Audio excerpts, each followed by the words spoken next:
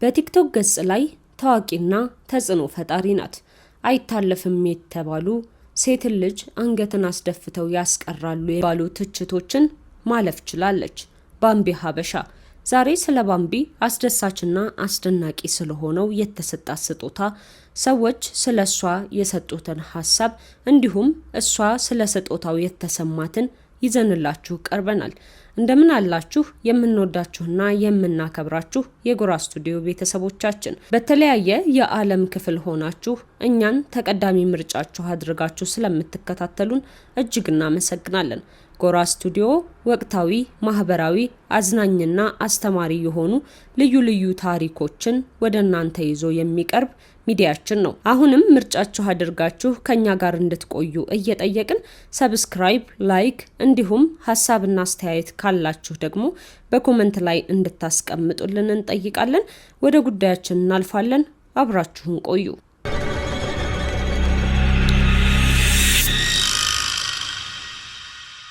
ባምቢ ሀበሻ በሚል መጠሪያ በቲክቶክ በኩል ትታወቃለች።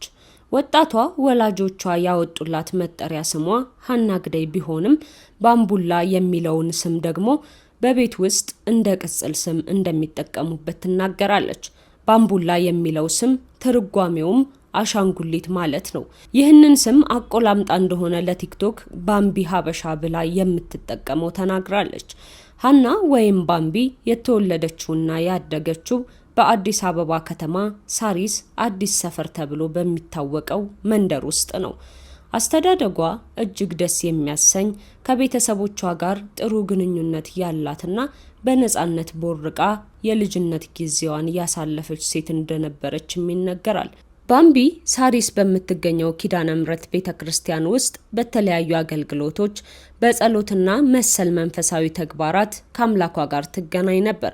ቤተሰቦቿ ደግሞ የቅዱስ ገብርኤል ወዳጆች በመሆናቸው የመላኩን ዝክር ያሰናዱ ስለነበር ቤት ውስጥ የሚኖሩትን ስራዎች ከማገዝ በተጨማሪ በልዩ ልዩ በዓላት በቃሊቲ ገብርኤል ብዙ ትዝታዎች እንዳሳለፈች ከቋንቋይነሽ ሚዲያ ጋር በነበረ ቃለ መጠይቅ ትናገራለች። በኋላ ቤተሰቦቿ ሳሪስን ለቀው አያት አካባቢ መኖር በመጀመራቸው ለባምቢ አዲስ የህይወት ምዕራፍ የምትጀምርበት እድል አገኘች።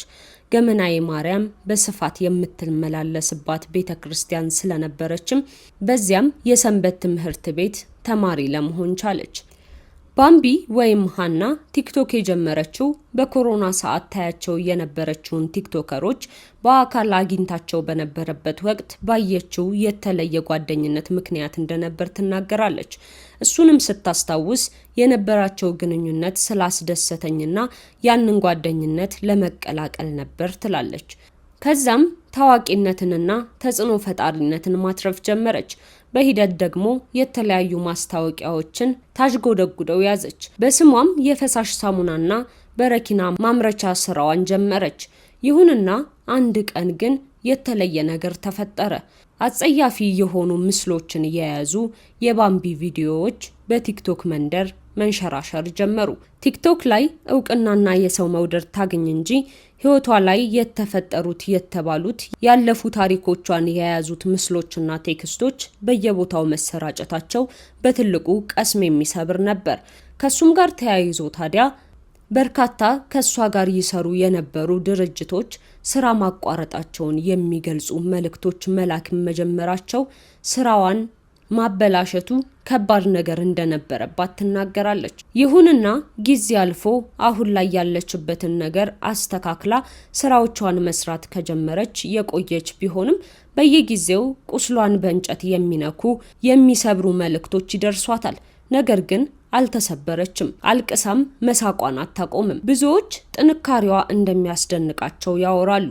ከቀናቶች በፊት ደግሞ የመጀመሪያ ፊልሟ የሆነውን ዲያስፖራው ከዓለም ሰገድና ከማክዳ አፈወርቅ ጋር የተወነችበትን አስመርቃለች። ከሰሞኑ ታዲያ ከኤኤምኤን ትሬዲንግ ቻሌንጅ ተሰጥቷት ነበር።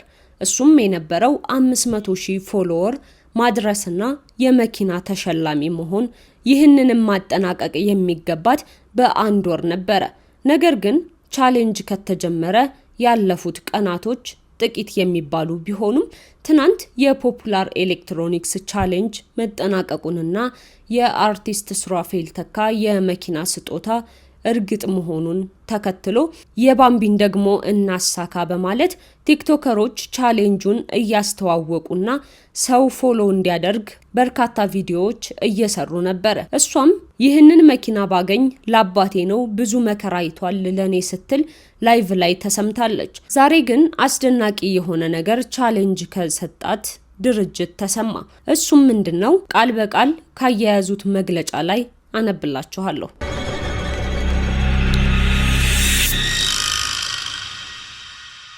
ለወይዘሪት ሀና ግዳይ ወይም ባምቢ ጉዳዩ የሽልማት ሁኔታን ይመለከታል።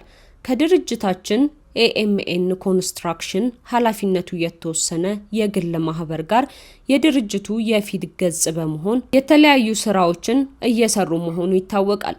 በቆይታውም ስራዎችን በአግባቡ በመስራትና ድርጅቱንም በማስተዋወቅ ረገድ ከፍተኛ አስተዋጽኦ በማበርከት ላይ የሚገኙ ሲሆን በቅድሚያ ላሳዩት ጥረትና ትጋት በድርጅታችን ስም የላቀ ምስጋና እያቀረብን በመቀጠልም ድርጅታችን እንደ ተቋም ከተወያየ በኋላ የሚከተለውን ውሳኔ ወስኗል። ስለሆነም ኤኤምኤን ኮንስትራክሽን ኃላፊነቱ የተወሰነ የግል ማህበር የቲክቶክ ድረገጽ ተከታዮችን 500,000 የማስገባት ቻሌንጅ ተቀብለው ጥሩ እንቅስቃሴ እያረጉ ቢሆንም ተከታያችን 500,000 ገባም አልገባም እኛ ቃል የገባነውን የመኪና ሽልማት ለመፈጸም የወሰነ ሲሆን የሽልማት ሂደቱንም የሚመለከት ዱባይ ከሚገኘው ድርጅታችን የመኪና ግዢው ሲፈጸም በቀጥታ ስርጭት የምናስተላልፍ መሆኑን እንገልጻለን ይላል። በዚህ ታዲያ ባምቢ በጣም ደስ እንዳላትና ስለ መልካምነታቸውም አመስግና 500,000 ማስገባቱን ግን እንደምትቀጥል በጽሁፍ አስፍራለች። በሌላ በኩል ደግሞ ተዘግቶባት የነበረው ከ500,000 በላይ ተከታይ ያለው የቲክቶክ አካውንቷ ዛሬ መመለሱንም ተናግራለች። ዛሬ ለኔ ድርብ ደስታ ነው ስትልም ተሰምታለች። በሌላ በኩል ደግሞ እንግዲህ ስለሷ የተጻፉ ጥቂት ሀሳቦችን እናጋራችሁ።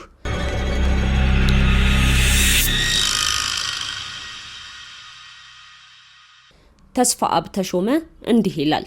ባምቢ ሀበሻ ከቅርብ ጊዜ ወዲህ በማህበራዊ ትስስር ገጾች ዝነኛ ስም ነው። እኔ ያወቅኳት የባምቢን ብልግና ስሙ ተብሎ ሲነገር ነው።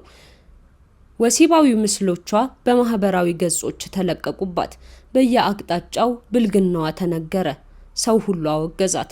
በእሷ ቦታ መሆን ከባድ ነው። ከእንዲህ ያለ ችግር በኋላ ራስን እስከ ማጥፋት ይደረሳል። ባምቢ ግን ጠንካራ ናት። ስህተቷ አልሰበራትም፣ ጥፋቷ አላጠፋትም። በጥንካሬ ቀጥላለች። ይህ ልዩ የአእምሮ ጥንካሬ ይፈልጋል። የስሜት ብልህነት ይጠይቃል። ባምቢ ባለፈችበት መንገድ አልፎ አለመክሰም አቅም ይፈልጋል። አንዳንድ ነገሮች በንድፈ ሐሳብ ደረጃ ቀላል ይመስላሉ፣ በእውነተኛ ህይወት ሲከሰቱ ግን ከባድ ናቸው። ከባዱን አድርገዋለች ይላል። በሌላ በኩል ደግሞ ፍራኦል ሀበሻ ሲናገር እንዲህ ይላል። ባምቢ የምትገርም ጎበዝ የኮሜዲ ስኪት ቲክቶከር ናት። በራሷም ከሌሎች የቲክቶክ ኮንተንት ክሬተሮች ጋር ኮላብ በማድረግም ብዙ የኮሜዲ ስኪት ቪዲዮዎችን ሰርታለች። ከቢቦይ ቶሚ ጋር፣ ከበረከት ጋር፣ ከሌሎችም ከብዙ የኢንተርቴንመንት ቲክቶከሮች ጋር ተጣምራ አዝናኝ ቪዲዮዎችን ሰርታለች። ነገር ግን በዛ አንድ ኬዝ ብቻ ስሟ ገነነ። ከሰው ስህተት ከብረት ዝገት አይጠፋምና መሳሳቷ ሰውኛ ነው። በነገራችን ላይ እሷ ያደረገችውን ነገር አብዛኛዎቹ የከተማችን ሴቶች የሚያደርጉት ነገር ነው። ስላልተያዙ ነው።